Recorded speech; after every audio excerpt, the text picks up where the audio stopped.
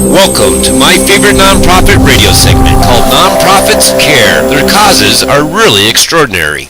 Good morning, this is Ralph Grills with My Favorite Nonprofit, and welcome to our show, Nonprofits Who Care, Causes Are Really Extraordinary.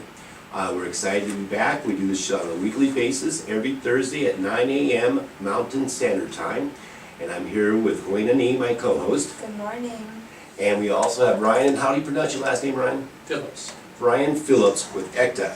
And ECTA is basically an organization that Ryan represents, or founded actually. And Ryan, why don't you tell us a little bit about ECTA and what did you do with ECTA?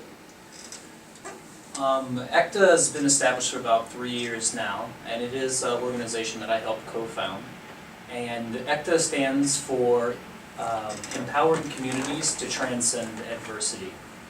So ECTA is to put it shortly and as simply as possible, it's a umbrella organization so that individuals who are engaging problems in their communities, who have a passion, who have seen a need, and who are standing up in a personal way to meet that need, can have a legal framework and a support structure to run their projects out of. Oh, very good. So in other words, you're like an umbrella, and other people that have a passion or a cause, they can come and work underneath you and not have to have that administration side.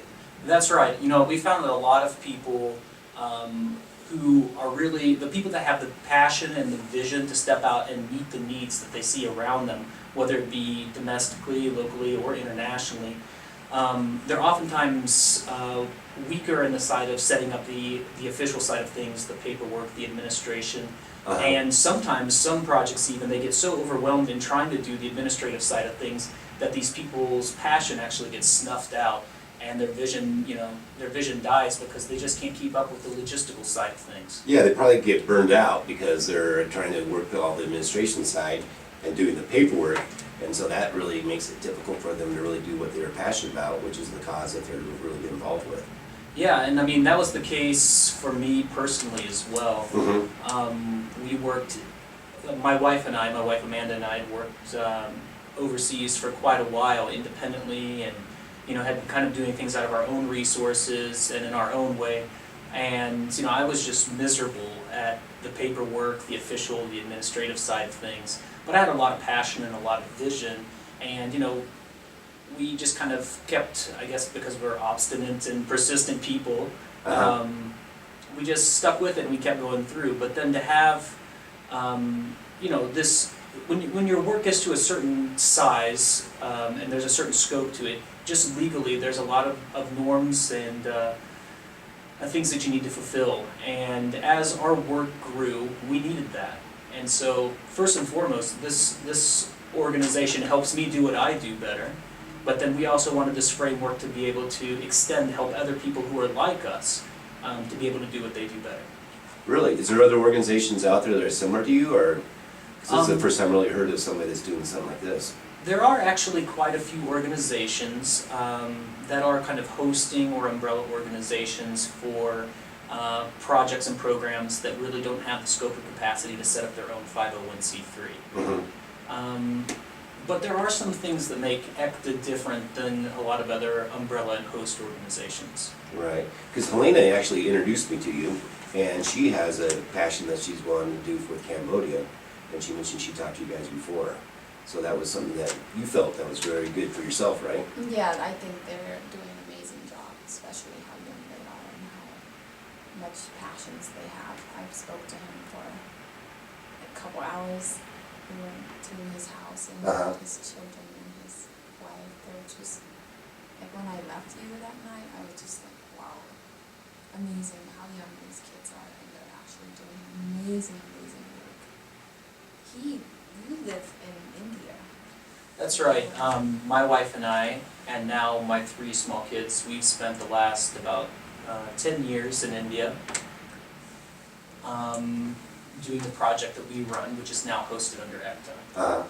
What's the difference between the mission of ECTA and other organizations that you said were out there? You mean as far as other umbrella organizations? That's correct, yes, other umbrella organizations. I think our mission is very similar to a lot of umbrella organizations in that our mission, ECTA's mission as an administrative body, is to empower people who are reaching out in their communities or in other communities, domestically or abroad, and empower the individuals who are change makers to do their job better. Mhm. Now, there's a lot of organizations that kind of have that mission and vision. Right. So I don't really think that's anything particularly new, but I think what ECTA brings to the table, or what we're trying our best to bring to the table, is a new way of doing that. Mhm.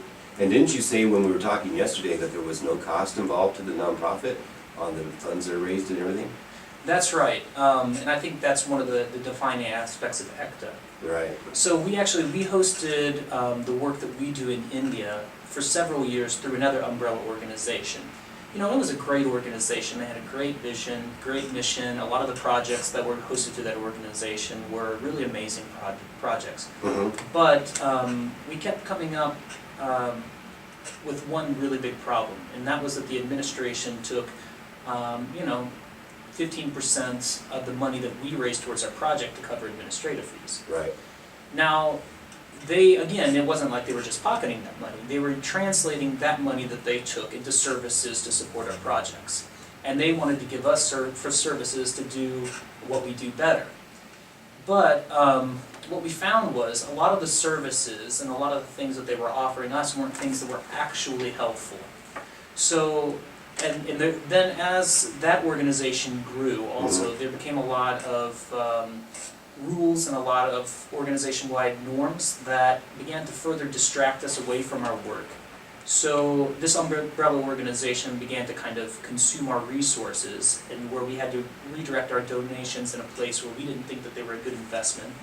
And then keeping up with the organizational norms also distracted us from the work we were able to do. So if its mission is to support us and to empower us to do our work better, at a certain point along the way, it began to fail in that support of us. So whenever we set up ECTA, one of our core beliefs was that the administrative side of things, the legal body, which is the ECTA, the umbrella organization, should be self-sufficient, that it should be raising its own money, and if any service that ECTA provides to its projects that it hosts should be free of cost. So we don't want to have a parasitic relationship with the projects. So the projects are all self-supporting. They have to raise all their own funding. They have to raise all their own support. ECTA as an organization, as a legal body, has to as well. So ECTA actually raises the funds to do the administration for these nonprofits then? That's right, and then provides that service for free. Oh, that is Wow. excellent. That's incredible. That's very good. I told you. Yeah, as a matter of fact, what type of projects does ECTA work with? Is there a criteria, or how do people get involved on that? Or? Well, we're basically looking for, if I were to profile somebody that would be a good fit for ECTA, we would want to see somebody who's doing a smaller, usually lower budget, lower tech project, a very simple project, very simple in concept, and probably small in scope to start with. And it's usually something that is a personal passion, a personal vision that this person has obviously been pursuing at their own expense, at their own time, that they don't need anything to motivate them. They don't need anything to keep them accountable, because this is their vision, and they're going to do it by hook or by crook, you know, like, now, like myself, I was one of these people. I was doing, you know, my wife and I were doing the work that we were doing in India on our own, and we didn't need anybody to say, go and do this thing or do it in this way. It was our lives, and still is our lives. But we really needed some help to be able to do that better and to be able to do it legally. So basically, whenever we look for projects, I would say that the type of person we're looking to support is somebody like me, who is passionate, who has a skill, who has a vision, who is working in a sacrificial way to meet a need in their community or in another community, but just needs that the administrative support to be able to do that in a proper way. Right. Well, that is very good. I love that. I'm looking at the website right now for ECTA.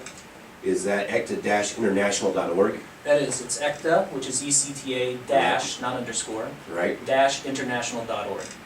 And on there, is there a place that people can come on and donate and be involved with it? That's correct. So through the website, you can donate to any of the projects that are hosted by ECTA, or you can actually donate to the administrative framework as well. And one of the challenges for ECTA is that, the projects are an easy sell as far as donations go. People like to support projects and they like to see that their money is reaching, this person in this context and helping them in this way. Right. Whereas the work that ECTA does for most people is more abstract and they don't see the direct benefit. Yeah, it's not going to let's say you're helping children in Africa, it's going to all these different causes throughout the world. That's right. To help But support them and run them. that's right. But if without an administrative and legal framework, without a like web-based hosting and being able to donate, in such an efficient format, a lot of these projects couldn't do what they do. So it's really an invaluable tool for the projects. Oh, very cool. So what else does ECTA do? Do they get involved with other projects that are nonprofits already and then do something with them, or is it just people that want to do their own project? We do have a lot of cooperation that goes on with other nonprofits in the area. I don't know as much about that as some of the other people because I've just come back from India. I've been gone for the last 2 years. Right. But our main focus is what I said before, that we want to really support individuals who are doing projects, whether small or big, and help them to do those things better. And we're a young organization. We're only about 3 years old right now. Right. We're still very small in scope ourselves. But we're really trying to get this framework and this structure into a place where we can serve as a really good tool and support mechanism for people throughout the area. Okay, and so you're one of the co-founders of ECTA, right? That's right. My wife and I were co-founders of ECTA with 2 ex-Marines, and we founded ECTA in 2009. Oh, okay. And then you left ECTA, or not really on the board anymore with ECTA, and you're doing your own project. That's right. I mean, for me personally, ECTA was always a tool to support what we were already doing. Right. I mean, again, that's just my personal side of things. So after ECTA was established, we were originally on the board, but as we transitioned back into India and were full-time working there, I wasn't able to give the services the amount of attention to ECTA that really was required of me to be on the board. So at that point, I just dropped back and became my project director, project coordinator, and then a new board has since developed and the administration has grown and it's its own project and our project is our own project, but we have a very intimate relationship. Oh, very good. And what tell us a little more about your project. What are you doing on your project? Well, like I said, my wife and I have been in India for about 10 years, and we started out with community development work up in the Himalayas, the Indian Himalayas. We mostly work with the Nepali minority in India, and so while it is politically India, you'd be better to imagine Nepal whenever you to get the setting, the scenario. Now, as time went on, we became more and more focused on healthcare, and we saw that really the health needs in the region were probably the deepest need that we could address. So our community development projects and our education projects then slowly morphed into health project, health promotion. So at one point along the way, we went back and we both got medical training. My wife's a certified professional midwife. Right. And then I got trained as an EMT, and I also took a 7-month course in primary health care. Now, since that point, our work is mostly focused on prevention through health education. Then we also train village health workers, and since we've also been involved in setting up village health centers and birth centers, and recently, this last 2 years, I've worked on setting up the first ambulance service ever in the very remote section of the Himalayas. Really? What made you choose to do ambulance service? Well, this is our approach on everything that we do. We didn't want to come in as outsiders in that context and say this is what you need. Right. We just talk to people and see what they need. So the area that we worked in the last 2-3 years, before we started any work, I just walked around for a couple of weeks, walked from village to village, and just would go into people's homes and sit down, and I would just ask them one simple question. To improve health in this area, what do you think is needed? And across the board, the 2 things I heard in this area, whether it be from the rich people to the very poorest of the poor, from the market towns to the very remote isolated villages, almost everyone said to me, we need something to help our mothers during the time of delivery, and we need ambulances in this area. And I heard that same request again and again and again, and based on what people perceived that they needed and what people wanted, then we focused this project on that, on health worker training for delivering mothers, and health centers and ambulances. Very cool. That's kind of like similar to, I don't know if you know, an organization called Project Here. Yes. Project Here ships medical supplies throughout the world, which we've done some events for. And they actually go to each medical, in every country, to the medical centers and find out what their needs are before they start shipping medical supplies. That's right. And there's a lot of, there's a lot of charity that goes on with good intention and people thinking, oh, these people in this place need this thing, need that thing. And with good intention, people send that or go and try to achieve that. But then on the ground reality is something very different. Very good. And so what we will do right now is that we're going to run and take a break real quick, and we'll be back and we'll talk more with Ryan Phillips with ECTA, and we'll get more information about what you've been up to. Okay. And we'll talk to you after the break. Welcome to my favorite nonprofit radio segment called Nonprofits Care. Their causes are really extraordinary. And we're here with Ryan Phillips. This is Ralph Grills. I'm the founder of My Favorite Nonprofit with my co-host Helena Nee. And our show is called Nonprofits Who Care. Causes are really extraordinary. And what we want to do is give more exposure for nonprofits out there. You can find more information about the nonprofits we bring to you each week at myfavoriteenonprofit.com. And we're looking to help nonprofits get people really involved in volunteering and donating to their cause. And Ryan, welcome back. Thanks a lot. You're welcome. And just tell us more about what you were talking about before with the Himalayas and what you were doing on the ambulances and what have you got ongoing on that project. Yeah, another thing that makes, I think, ECTA different and then also our project different than a lot of other projects is that we want to see the solutions to the problems that we're addressing in the hands of the local community. So, like I was talking about before, we've been able to set up along the way in the last 10 years schools, health centers, an ambulance service, and I guess I'm always in a position of trying to work myself out of the job. Oh, there you go. In the sense that we kind of come in where we're at in our project in really some of the most challenging of circumstances. I mean, the first village we lived in, no electricity, no vehicle roads. We had to walk about 2.5 hours to the nearest vehicle road, to the nearest town, just to be able to buy any food to eat. We go into some of the most difficult places, and we really, the hardest part of a project is getting it going. So if you're going to start a health center, if you're going to start a school, if you're going to start an ambulance service or whatever, the first couple years of that process is really the hardest. And that's where you really have to do a lot of the grunt work. So we team up with the local community and we dig in. And again, this isn't our project, this isn't something we own, this isn't something we want to control, but we team up with the local community and we work side by side with them. And I mean, sometimes like when we were building the health centers and whatnot, I mean, digging in the dirt, laying foundations, breaking rocks, I mean, and then once the grunt work is done and the service that we've provided is able to kind of stand on its own 2 feet, once the local community has taken responsibility for that, then we slowly begin a process of handing that over to the local community.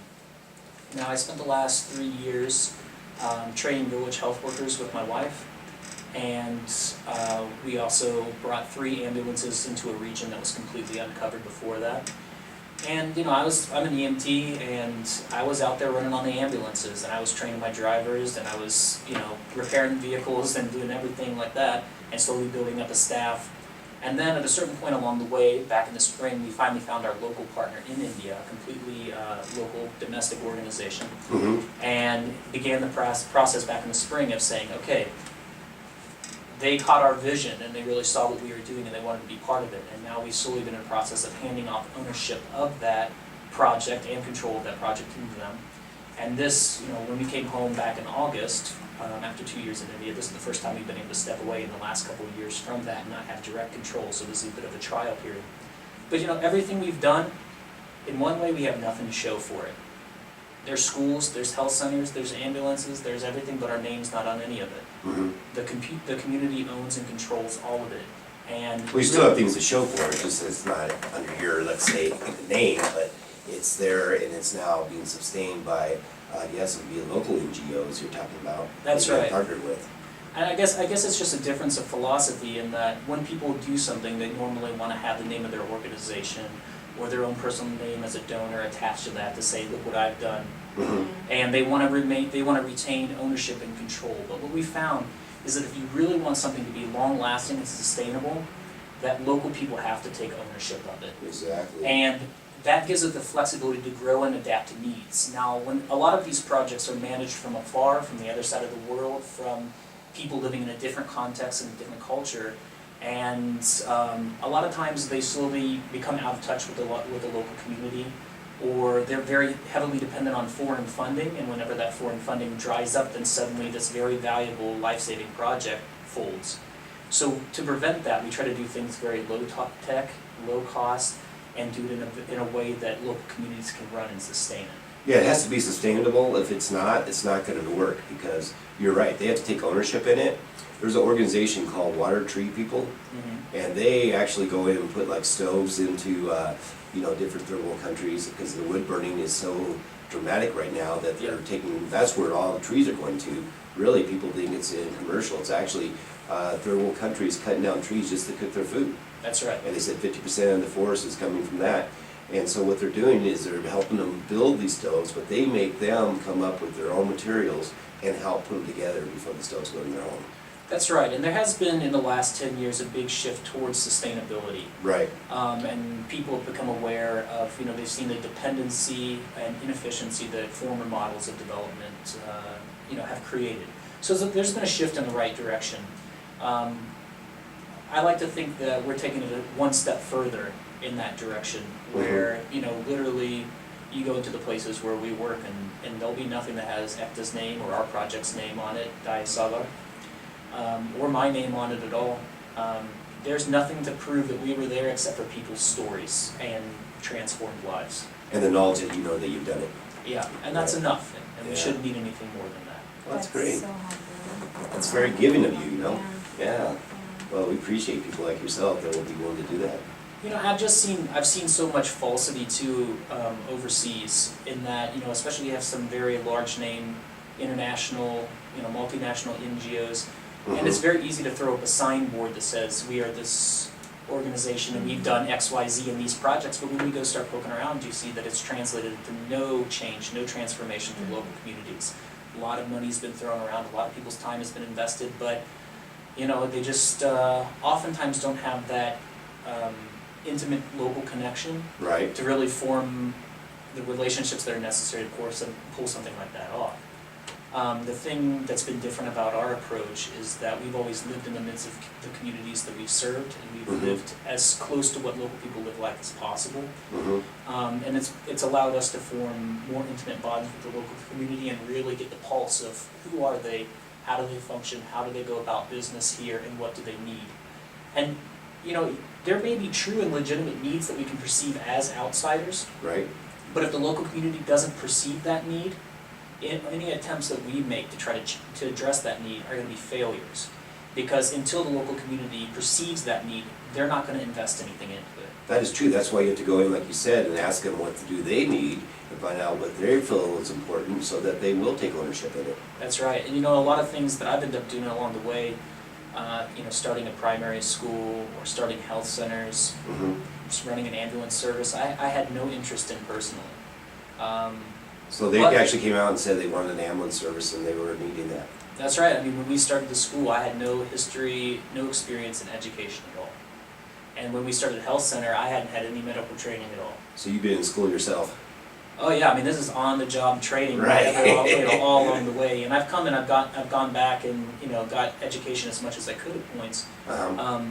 But local community rose up and said, this is what we need and this is what we want to do, and we're pretty much just there to partner with them. So it's been a really interesting journey, and I've definitely learned a lot along the way and done a lot of things that I never imagined I would ever do in my life, and lived in a lot of places that I never imagined I would live, but so journeys go. That sounds great. Also, since you've been involved in ACTA, does ACTA have any events coming up that people can get involved or raise some funds for them? Right now, we don't have any scheduled events in the near future. We have some in the pipeline, but we don't have any confirmed dates or anything like that that I can give you today, unfortunately. Or actively looking for volunteers. ECTA is always looking for volunteers, always looking, I mean, the whole nature of the organization is investing in local people who stand up and say, I'm the person who needs to be the change in my community. So we really need volunteers and people to come in and invest in their own ways into the organization. So with their own project you're talking about, or working with ACTA helping the other organizations? With their own project, or ECTA also needs help, on the administrative level. Administration side, right? Like I said, we are a young organization, and a lot of things we're working the kinks out of. How long have you guys been around? 3 years. 3 years. That is young. That is young. Ryan's been around doing his work before that. Oh, have you, Ryan? 10 Yeah, years. that's right. We've been involved in this work for about 10 years, but Okay. ECTA itself has only been formed for about 3 years. Right, because prior to ACTA, you were working with another organization that That's was right. doing administration, and then you found ACTA. Yeah, that's right. So, ECTA, we are always looking for people who have projects that we could potentially host, that we could, provide that service to. But we want to be able to provide that service well. And we're learning as we go. Just like everything else I've done, we're learning as we go, and you make your mistakes and you correct those mistakes and you learn from them and move on and try to do it better. Well, that is excellent. We're running out of time here, Ryan. Can you just give people your contact information if they want to get a hold of you and get involved with ACTA? So you can always go to www.ecta-international.org to get general information about ECTA. That's the website. Yeah, that's right. Right. My email address is ryanryan@ectainternational.org. Okay, is there a dash in there as well? That's right, Okay. not an underscore. Right. So you can contact me that way. And then if you want to look at my specific projects, you can go onto the website and click on the page for the Diasaga Health Services project. And that's on the ACTA site. That's right. So the Okay. different projects that we do host, there's a different page under ECTA's main website that you can go and view the different projects that are hosted by ECTA. Okay, so everybody, if you want to get involved with ACTA, go to the website. The website is one more time, Ryan? ecta-international.org. ecca-international.org. And that's Ryan's website for ACTA International. And with our guest, Ryan Phillips, we really enjoyed having you today. Thank you for coming on. Thank you for hosting me. I appreciate the opportunity. Oh, it's my pleasure. And I'm Ralph Grills with My Favorite Nonprofit with my co-host Helena Nee. And you guys are listening to Projects, nonprofits who care. CARE stands for Causes Are Really Extraordinary. And we'll see you after the break. Have a grateful day. My favorite non-profit, where causes are really extraordinary. Together we can make a difference. You and my favorite non-profit, non-profits who care. Find out how you can make a difference at myfavouritenonprofit.com, where causes are really extraordinary. You and my favorite